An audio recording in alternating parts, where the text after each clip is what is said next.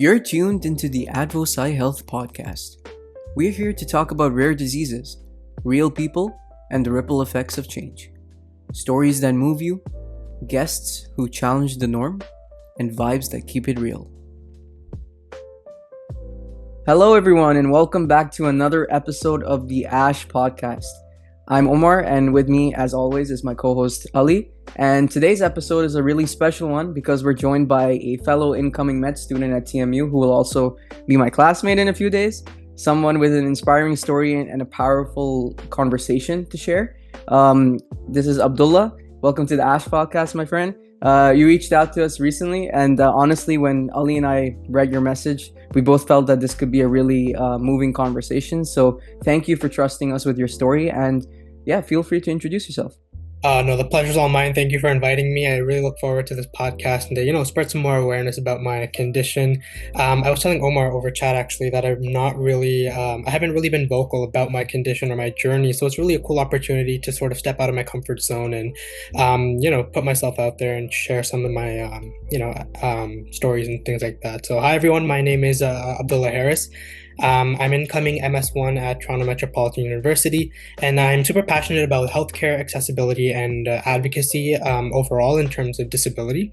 I was born with Usher syndrome type 2, which affects both my hearing and vision, and that journey has shaped much of who I am today. I don't think I would have been who I am today without the journeys and stories and, my challenges that I've gone through.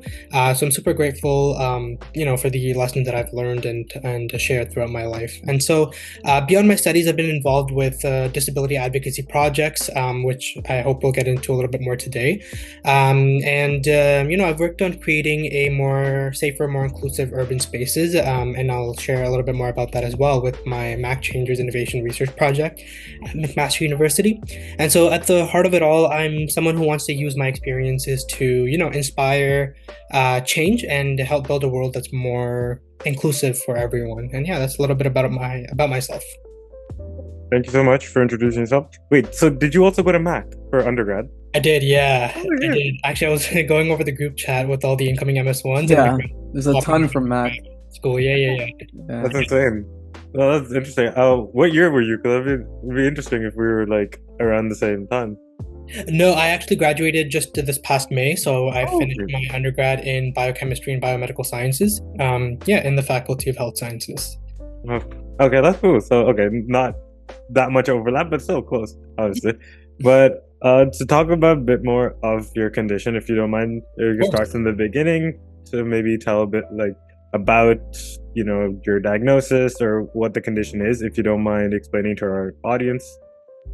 No, for sure. So I guess I'll first start off with what Usher syndrome is. So it's kind of like a major, think of it as like a tree, and that's the biggest branch. So Usher syndrome is like the main sort of condition that I have, and within that fall smaller branches with my vision and hearing. And so Usher syndrome is a genetic condition that affects both hearing and vision. There are different types of Usher syndrome. The specific one that I have is type 2. And so I have what's called type 2, and for me that means that I was born with moderate hearing loss, which sort of showed up later on in life when I was around, I believe when I was going into kindergarten is when I started noticing more hearing loss. And so I've always had to work a little bit harder to catch up to everything, but I can usually manage with hearing aids. And so I got hearing aids at the age of, I want to say 4 or 5. And so the vision part shows up later in life, and the vision part is sort of retinitis pigmentosa. And that entails difficulty seeing at night, so night blindness, and a severe constriction in visual field. And so I had my latest checkup this past October, and they now said that my peripheral vision is now within the requirements or falls under the requirements for legal blindness, and so now I am declared legally blind. And so that is one of the challenges I would say with retinitis pigmentosa is the severe constriction of visual field. So I can describe it sort of like looking through like a toilet paper roll, sort of like that with the constricted visual field. It's called tunnel vision, and so that's sort of how I like to explain it. And so as a teenager, I believe, so I was officially diagnosed, I want to say when I was 14. This was back in 2018, if my math is correct. Mhm. And so these sort of signs and symptoms, they start showing up early on in life. So I believe I wasn't really much like aware of it since I was a child. And, kids are more resilient. They're more they don't really notice these sort of things, right? And so it's up to the parents to sort of notice gaps in their child's vision or hearing and things like that. So I believe from what my parents have told me was when I was a toddler, an infant, I wouldn't respond to visual cues that were up to par with normal kids my age. And so when they would give me like a baby bottle, I wouldn't really hold on to it or grab it or see where it's coming from and things like that. And with regards to hearing, when I was also a kid, I want to say when I started walking and things like that, and my parents would call out my name or things like that, I wouldn't really respond to that cue. And so they noticed early on that something was off. Regarding vision, it wasn't until later because my visual exam always came out clear because they don't really test for peripheral vision. And it wasn't really sort of that far gone to be able to get, depict, well, yeah, this is the thing, because there are some nuances and, testing required, like genetic testing and peripheral field things. So that came out later when I was officially diagnosed through genetic testing in 2018. And so, yeah, that's sort of the general overview of what Usher syndrome is. It's a combination, again, of hearing loss and visual loss. Vision through RP, retinitis pigmentosa, and tunnel vision. And if you want, I can go into sort of more detail on the different types of Usher syndrome. I guess Usher syndrome type 1 is, I believe you're born with profound hearing loss, and it progressively gets worse. With my type 2, hearing loss sort of remains stable. And so I guess those are some of the differences between the different types. But yeah, that's sort of like an overview of my condition. Thank you for that amazing description, because I think a lot of people probably don't know what both Usher syndrome and retinitis pigmentosa is. I know I've heard of these for the first time, so I really appreciate that you went into that much detail and about your story. And I love the fact that you kind of came up, or that you brought up the fact that, as a kid, you didn't notice it, because obviously, when you're a kid, you don't see those differences. You're just like, okay, I'm experiencing this, so probably everyone is, right? For sure. Type of things. Yeah. And one other thing I wanted to say before I let Omar take his turn in talking is that your description of it for the way you see with tunnel vision, I think was quite interesting, because a lot of times you hear that tunnel vision as a way that people as a good concept, as the way people focus. So I quite like that you use this as something that could describe your condition as well, because it really does highlight how I think it works. And obviously you know it best, so I'm gonna go off of your description too. But I don't know, Omar, you give your thoughts. No, I 100% resonate with everything you said. I think the way you described your experience from beginning to end makes a lot of sense. I think a lot of people who don't have knowledge on it would completely understand where you're coming from, based on how you broke it down for them. And I really appreciate the fact that you shared some details of how your childhood experience was, when you went to a specialist, all that. I know it's not super easy for people to share it for the first time, especially with you just kind of met us too. I respect the fact that you literally just met me. You just met Ali. You've been talking to me over 5 minutes ago.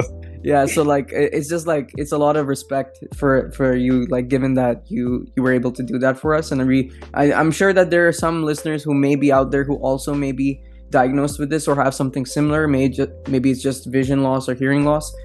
So they can resonate with how a person sees it through this perspective.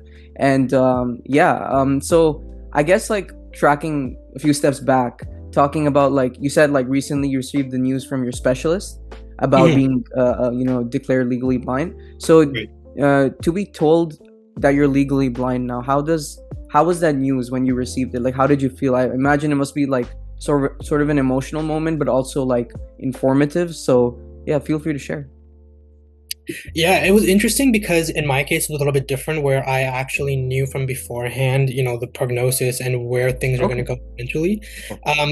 Because I did know since I was 14 that I have this condition, and upon a little bit of research, I learned early on that, into 40s or 50s or late adulthood, I will be close to blind or nearly blind. And so with that sort of background knowledge, I guess you could say I was a little bit more prepared for what legal blindness is and what it's not. But Yeah. in the end, it was still emotionally, it was an emotional challenge. It was actually one of my main challenges with this whole entire journey was the emotional toll that my condition was, placed upon me. And so getting over that challenge was a significant one. And it happened through a bunch of steps, actually. If you want, I can go into an experience that was really profound to me. It was really meaningful to me, and actually at my all-time low. I believe I was in university at the time, where a lot of different experiences and things of that nature sort of made me disheartened about my condition. And so I volunteered at this place called TEED, which is the Equestrian Association for the Disabled. And again, this was when I was at like an all-time low regarding my own mental health and because of my diagnosis. And so TEED offers therapeutic horseback riding for children with disabilities in rural areas who often, lack access to these specialized services. And so I would say it was a deeply rewarding experience. And that's because it taught me to be appreciative and thankful of what I do have, and that ultimately gave me a sense of peace and showed me like a path forward ultimately. And that happened gradually after seeing the copious amounts of challenges that others have to face. I saw kids with things like intellectual disorders to paralyzed individuals, or those with neuromuscular abnormalities. And so this experience actually sort of sparked my passion for disability advocacy. And so I can share a little story of my role there. So in this specific moment, my job was walking alongside Ian, an 8-year-old paraplegic rider. And for those who don't know what that is, it's an individual who's paralyzed from the waist below. And so I was supporting his legs and back as he rode. And initially, he was very hesitant. In fact, he was his first couple of sessions were quite difficult. But after a couple of weeks, the team and I, we saw a massive improvement, not only in his upper body strength, but also his confidence and ultimately his mood, right? Mental health does play a significant toll, even in kids, no matter how resilient they may be, it does play a toll on their mental health and their mood and things like that. So I saw, joy and freedom for the first time on his face after a couple of weeks, which are things that, his paraplegia often denied him. And so this is something that reminded me personally regarding my own sort of journey with disability, and sort of reminded me why I wanted to go into medicine in the first place, right? It's not only to treat conditions, but it was to help people live, fuller lives through compassion and ultimately advocacy.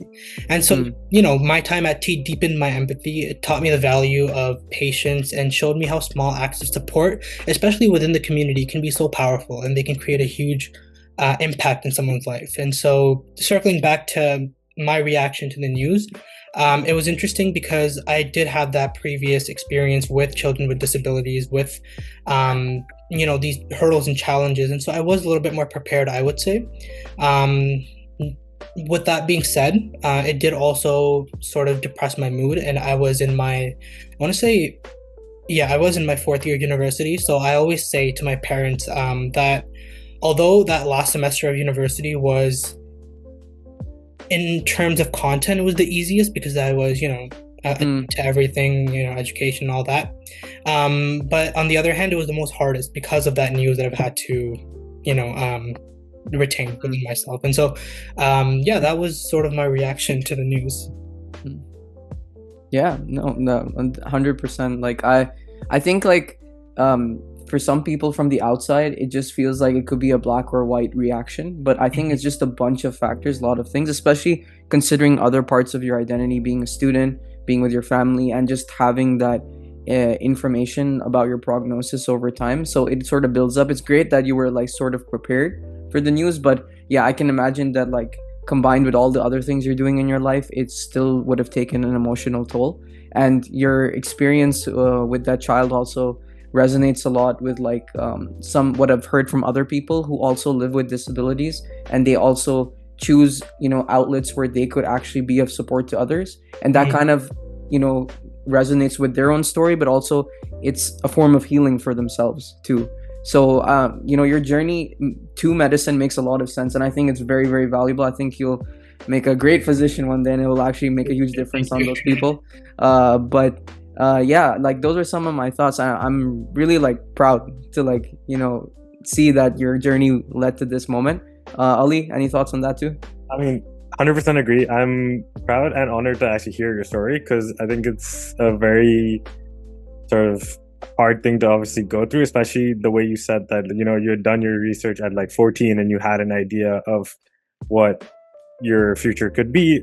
Sure, that, might make it easier to hear that news at 18, but I doubt getting all that information at 14 was any easier. So, for sure, like the road you had with your mental health, I can't imagine. I can't even empathize really because I haven't had something similar, but I can sympathize with saying that it's amazing to see where you've come now and what you are hopefully going to do based on what you are telling us your story has been.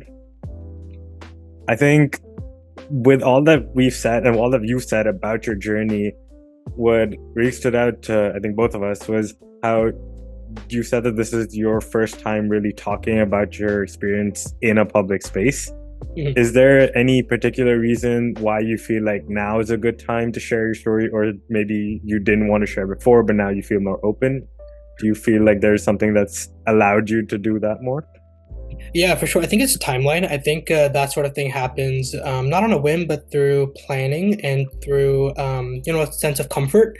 And so I can share sort of a way I've indirectly expressed my opinions regarding disability and sparked my advocacy journey. And so it was during my third year at McMaster University, I joined a program called the Mac Changers Research Innovation Project, where students from an interdisciplinary background collaborate with the city of Hamilton to tackle real world problems, especially within our community.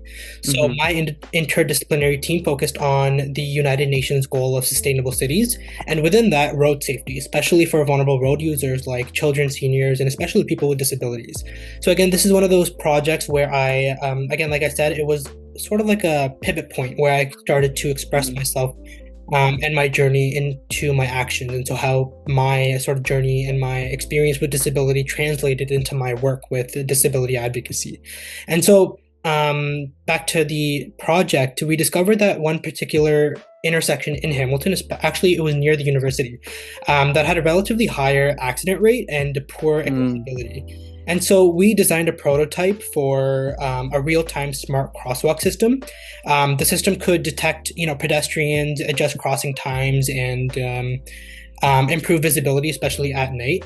And so a couple of weeks into that project, it was interesting because we had initial meetings with stakeholders and city officials, and we did receive some negative feedback. And so it was like a setback in our project. City officials weren't sure that our idea was realistic in terms of, they were skeptical about the fact that it wasn't really sustainable or accessible enough for our purposes. And so instead of giving up, which we honestly did feel like doing many times throughout the project, we did collect more data, looked at accident rates, records, pedestrian traffic, and also the demographics of the people who use that intersection. And we revised our design and our prototype to be more sustainable by incorporating, electrovoltaic cells or for power or for, more eco-friendly technology. And for accessibility, we included, things like haptic feedback, vibrations, along with like a combination of audio and visual cues for, the vulnerable road users. And in the end, it was approved for a pilot program. And during our annual project showcase, after our poster presentation, our team actually also received the Innovation Medal of Excellence. And so for me, that project wasn't just about technology. It was actually, I said, this was my first time speaking publicly about my condition. Although that is true, I believe indirectly I have also contributed to change within my community that sort of bounces off of my experiences with disability. And so, for me, this project wasn't just about technology or innovation. It was more personal. As someone with vision and hearing loss, I had that perspective and that background. And so I know how intimidating it can be to cross streets that aren't, or, navigate spaces that aren't really designed with accessibility in mind. And so leading this project with my team taught me the power of persistence, teamwork, and ultimately the power that community can have in fostering that safer, more inclusive environment for people of all backgrounds and things like that. So I guess that's how I sort of transitioned from that into now sort of stepping out of my comfort zone and speaking more publicly and directly about my experiences. All right. I mean, thank you for that. I'm really fascinated by this technology that you guys are coming up with. Sorry if I start just asking about that for a second, but No problem, of course. Is that something that you guys are trying to now implement across like Hamilton and beyond? Like, is this project going to be scaled up further, or sort of what's the plan with that? Yeah, so far the plan, we've thought about it. We've thought about implementing it in a wider sort of application area, but for now we are focusing on the like I mentioned, we found the intersection that was the most troublesome, and the one that we saw was the most troublesome around our university. And so we want to scale that up into Hamilton in general, and hopefully in the GTA, and then further, like after that, hopefully we can implement it on a wider basis throughout the province, and then Canada, and then hopefully internationally. It's a cool thought, and it's definitely going to take some work, but yeah, that's for sure. We've planned that aspect for sure. Yeah, well, I'm glad to hear, because I feel like we definitely need something more than just that. What majority of like accessible crosswalks have now is just that tune that plays if you like press and hold the button. I feel like, definitely there's, at this point in age, the way we are with technology, there could be a better design. So I'm glad to see that like that's something being worked on. I don't know, Omar. Yeah, no. I mean, it's really cool. When he was mentioning that stuff, I don't know, Ali, if you remember back to Cycle Hamilton, like there was the bike lanes issue as well. Like we were part of the Sustain project, for that, and we were talking. It's like Hamilton has like a lot of I've worked in Hamilton for 2 years as well, like in between school. So like I know like what that area is like, and it's great that innovation is being seeped into there, but through students as well. So really makes a lot of sense how I know it's like your first time talking about your diagnosis, but also indirectly doing something about it. I think many people find that outlet, like I said before, and that makes a huge difference. So yeah, thank you for sharing that. I hope that innovation takes off in a great way. And maybe we can start talking a bit about, I think you mentioned like your thoughts on like visibility, stigma, and advocacy. So I think one thing that's struck me with your message when you first reached out was talking about like the word visibility. And I know that living with a disability, especially one that isn't always visible to others, it can come with like its own unique challenges and stuff. So have you experienced any moments in your life where maybe people may have misunderstood or underestimated your abilities regarding your vision, or things like that? In terms of underestimation, for sure. I think a lot of people, like I said, they aren't really aware of what conditions people are going through and what that sort of entails. Like for me, for example, my condition is rare. I believe it's 1 in 4,000 people who are affected by retinitis pigmentosa. And so with that sort of under awareness, I'd say people are more quick to judge or assume that we aren't capable of things that other people may be. And I guess my message to that would be that disability does not mean inability. People have dreams, they have goals, they have futures, and I believe that we shouldn't view our disabilities we shouldn't view our disabilities as limitations. Rather, we should take it as a sign of motivation and take it as a challenge for gaining resilience, and that sort of goal of doing something with disability rather than succumbing to others' perceptions of it. And so I read a quote a while back that sort of summarizes what I sort of stated right now, and it goes something like, it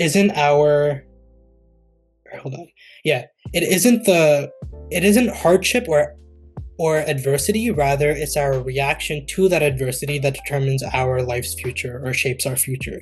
And so I found that quote super I resonated with it a lot when I read it first, and so it sort of gave me that push point to seek a future with my disability. And so when I decided to go into medicine, I actually went to my eye specialist at Sick Kids Toronto, and I asked her, "What do you think about going into medicine, and is it possible for me?"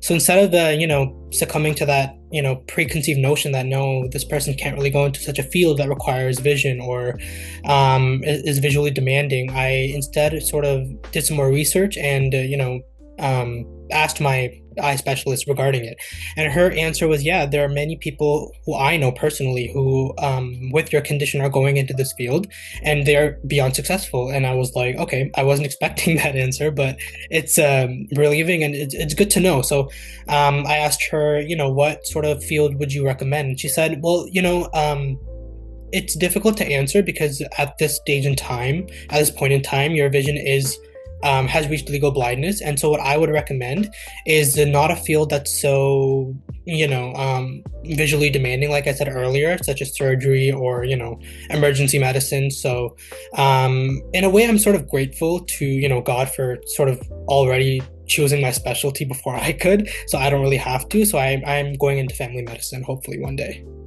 Yeah. Nice. Oh, Yeah, Ali, go ahead. No, you go ahead.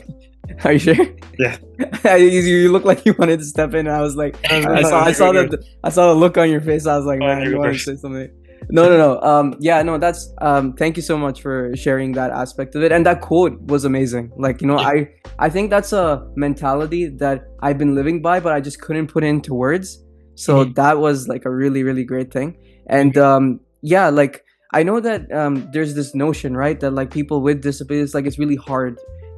Like some people think that it's really hard to go into this field, and I know there's a lot of stigmatization from hearing just from other students and people in the community. They're like, oh, why are there these pathways for these individuals? Like, how are they going to make a difference? I've heard these conversations again and again throughout like working in healthcare, so I know what that's like. And the fact that you got that comfort from your specialist saying that, yeah, there are people in this field who do have your condition, they are thriving, and you can make a difference. I mean, that's like, I can't even imagine how that must feel for you. That must feel like amazing, right? That you can actually go do something now. And yeah, family medicine, like it's a great path as well. I'm also interested in that too. So hopefully we can actually make a difference and kind of advocate for that from an equitable standpoint.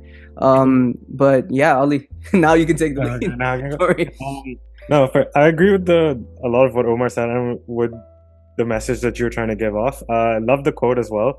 I mean, I don't think I've ever heard it before. I don't think Omar has. So we could just say that you came up with it. Tagline it from Abdullah Haris on like the description. Be like, this is his message to everybody until someone goes and actually researches it, and then we have to change it. But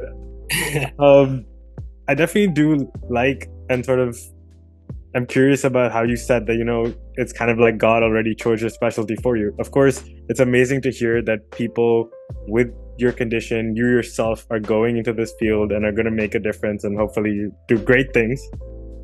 But was there ever a point where you maybe thought of a different specialty or thought of maybe going into it, like how you would navigate it? Or was it that you've known about this condition from such a young age that it came before your aspirations of medicine, so it kind of built upon it? So if you don't mind sort of like, I don't know, explaining what came first, chicken or the egg type situation. Yeah, no, for sure. So it's interesting because as a parent, you're always concerned about your child. You never want something that's wrong for your child. So from the very beginning, my dad, after learning about my condition, long before the official diagnosis in 2018, he said to me that I think software engineering or, like an IT related field would suit you better in terms of, work from home and, it's just a screen, not really visually demanding and things like that. And me being a naive child, I was like, yeah, that's a cool field. I can do that for sure. Not really knowing where my interests lie. And so it wasn't until high school when, I started taking more science-related courses like biology or chemistry. And healthcare was one of the major interest-sparking ones that I sort of took. And so it wasn't until then in high school when I learned that maybe software engineering is not really it. So I was just like, my interests sort of lie somewhere else. And so it was a difficult conversation that I had to have with my parents. And ultimately they put faith and trust in me that I sort of, if I'm confident with what I want, then they are going to find happiness in my happiness, that sort of situation. So I'm really grateful for the community that I've had, since the beginning, and especially hats off to my parents and my family for, always supporting me and giving me that outlet for exploration and to see where I want to go, and set a path for myself. And so, yeah, to answer your question, it wasn't always medicine. It was always, I want to say it was an inclination from the beginning that yes, medicine is something that I'm deeply interested in. But again, being that naive individual and, going along with the logic of your parents that, yeah, IT or, software engineering is a more suitable field, I was just like, yeah, no, for sure. We can explore that when the time comes. But yeah, that's sort of how it went. Thank you for especially that background. I understand like a lot of people don't know like truly or can like absolutely say this is what I would want to do, but you have that inclination in your heart that okay, this is the field I want to go in. For sure. Ironically, we have two friends that started out trying to go into medicine and switched into like computer science and software engineering. So they kind of did a opposite of you, but I feel like I feel like Omar and myself can definitely relate to that. Of course, you guys are now starting this journey and it will be amazing. Hopefully, I'll get there soon, one day. No, I can definitely resonate with that experience of like, having that thought in your heart. Maybe not being able to say it in words initially, but knowing that this is the field you want to go to. And I truly, truly, like, I'm honored to hear how you've not let yourself, stray away from that because of your condition or the challenges you might face. Omar, your thoughts? Yeah, no, I really like the fact that you talked about like how it wasn't just medicine from the beginning. It was sort of like a non-linear path, and also navigating your future while also recognizing like your boundaries as well, and being open with your family is like such a huge thing. Having that support system and having someone who gives you the outlet for exploration. I know not many people may have that in their household, but the fact that like you had that opportunity and it kind of worked out now, it's really, really great to hear. So that's great. And I know that we're getting close to wrapping up. I think we passed the 30-minute mark, so we're just gonna like talk a bit more, maybe wrap it up with like just on a light note. I know that we're starting medical school soon, so maybe what excites you about starting medical school, and maybe what do you think is the biggest challenge you may face there? What doesn't excite me about medical school? No, for sure. Realistically, a lot excites me about medical school. It's just, it was a dream, and I'm grateful that I get to see that one day and become a doctor one day and, derive that change in my community that I've always wanted to pursue.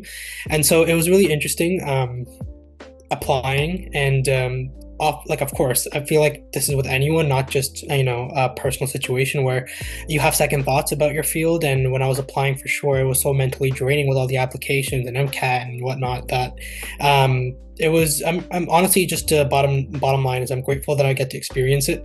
And I'm excited for the connections that I'm going to get to make, the friends I'm going to get to make in the field.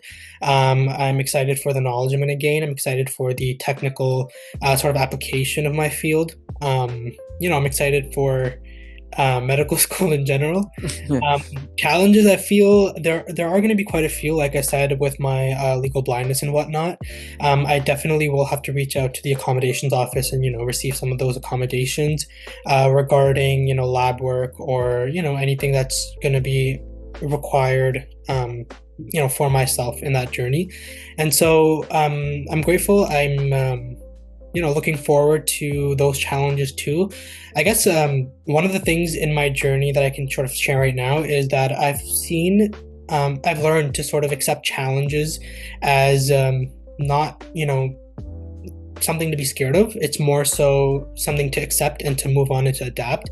And so I'm grateful for this journey because I wouldn't be as resilient as I am today without my disability or, I'm a strong believer in everything happens for a reason. And, if God has willed for this to happen, I'm sure there are other ways that He's instilled these positive perspectives and positive, characteristics within me to pursue this field. And so I'm confident in myself, thankfully, and super excited. Okay, wonderful. Thank you so much. Yeah, no, that's a good way to start it, off your journey with like the excitement and stuff. And I mean, like the question makes it's kind of intuitive. You're gonna be excited about medical school, right? Like, there's a lot of fun stuff that's gonna happen. Yeah, Challenges come here and there, but it's the journey and the experience that we get to share, and especially with a tight class, like small class, right? So we're gonna for see sure. we're gonna see a lot of things together. But yeah, now that we're getting close, I think it's a good place to wrap up. Um, Abdullah, thank you so much for sharing your story with us today. It's been an honor and a pleasure to listen to it. It was so informative, and I think the reason why we went a little over is because I was enjoying the conversation. No, for So, sure. Same so here. yeah, Same yeah, here. it was really really fun to hear it. I think Ali also Yeah, feels the same way, right? Yeah, For yeah, sure. it was really absolutely. good. And yeah, your story was not just about your condition; it was about like resilience, identity, and it's really the kind of compassion that we need in medicine right now. Yeah. Yeah, I appreciate that. absolutely. Thank you. Yeah, and thank you again. I think you've shown us a lot about how people shouldn't let a disability define them or a condition define their limitations, especially Absolutely. what you're doing now and what you will do in the future. Absolutely. It really expands our perspective and hopefully the listeners. We're very grateful that you've joined us. We know listeners will walk away with something valuable from this episode. Absolutely. Yeah, yeah. So to our listeners, if Abdullah's story resonated with you, please share this episode and help amplify conversations like this around disability and visibility in healthcare. And as always, thank you for tuning in. Just a quick note, we're heading into September now, so we will be continuing our episodes as ASH kicks off for their initiatives. I will also do my best to get Dr. Teresa Chan on here. I messaged her in the summer and we talked with her, and I think I just have to reconnect, but hopefully you'll have an episode with her. And then, yeah, thanks for tuning in, Yeah, guys. definitely we will try to get her and more people. So until next time, everybody, please, stay kind to each other, stay aware of everyone's situations around you, be equitable, be nice, and we will be back very soon.